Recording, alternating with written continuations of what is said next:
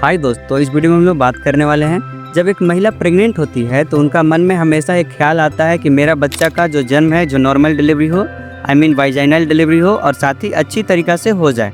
तो किस कंडीशन में बच्चा का जन्म जो है नॉर्मल डिलीवरी हो सकता है, तो आज हम इस वीडियो में बात करने वाले हैं। तो बिना स्किप किए हुए इस वीडियो को आप लास्ट तक देखें, और अगर आप इस चैनल पर नए हैं तो इस चैनल को सब्सक्राइब कर लें, जिससे कि आपको हर एक वीडियो का इन्फॉर्मेशन मिलता रहे।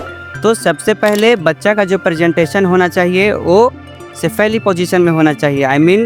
बच्चा का जो पोजीशन माँ के गर्भाशय में होना चाहिए वो सेफेली पोजीशन में होना चाहिए।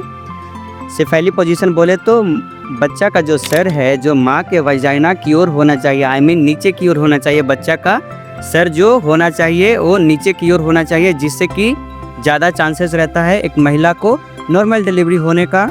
और साथ ही प्रेग्नेंट वुमेन को किसी तरह की बीमारी नहीं होना चाहिए, जैसे कि हाइपरटेंशन हो गया बोले तो बीपी का प्रॉब्लम, बीपी घट जाना बढ़ जाना, और साथ ही डायबिटीज़ बोले तो शुगर, इस तरीक़ा की बीमारी उनको नहीं होना चाहिए, क्योंकि इस तरीक़ा की बीमारी माँ के साथ साथ बच्चे को भी अफेक्ट पहुँचाता है। तो इस कंडीशन में आपका डिलीवरी नॉर्मल होने का चांसेस घट जाता है अगर आपको इस तरीक़ा की बीमारी है तो। और साथ ही प्रेग्नेंट वुमेन का पेल्विक बोन जो होता है उसका साइज़ और शेप एक पर्याप्त मात्रा में है, तो इस कंडीशन में भी बच्चा का डिलीवरी होने का चांसेस नॉर्मल होता है, क्योंकि बच्चा का जो सर है वो आसानी से पेल्विक बोन से बाहर निकल जाएगा और बच्चे को किसी तरह की दिक्कत नहीं होगी। और बच्चा का ग्रोथ जो होना चाहिए माँ के गर्भाशय में वो एक नॉर्मल वे में होना चाहिए, और साथ ही बच्चा का कंडीशन भी वेल एंड गुड होना चाहिए माँ के गर्भाशय में।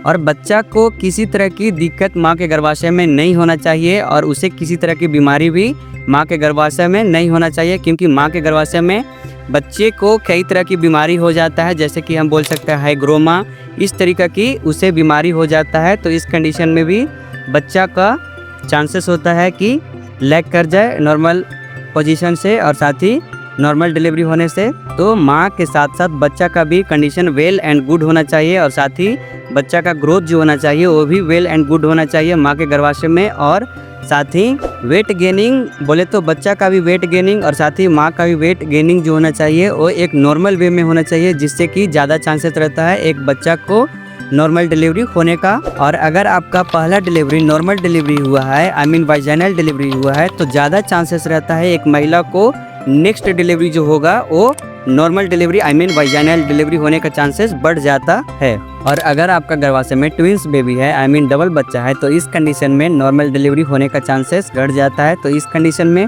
बाय द सर्जरी प्रोसीजर बच्चा को बाहर निकाला जाता है। और साथ ही आप अगर प्रेग्नेंट हैं तो इस कंडीशन में आपको किसी भी तरह की कॉम्प्लिकेशन और किसी भी तरह की दिक्कत होती है तो मेक श्योर कि आप अपने नज़दीकी डॉक्टर से संपर्क करें। तो आई होप कि ये वीडियो आपको अच्छा लगा होगा, तो प्लीज़ मेरे चैनल को सब्सक्राइब करें, साथ ही साथ लाइक करें, शेयर करें। Okay, thank you guys, take care, bye bye, have a nice day.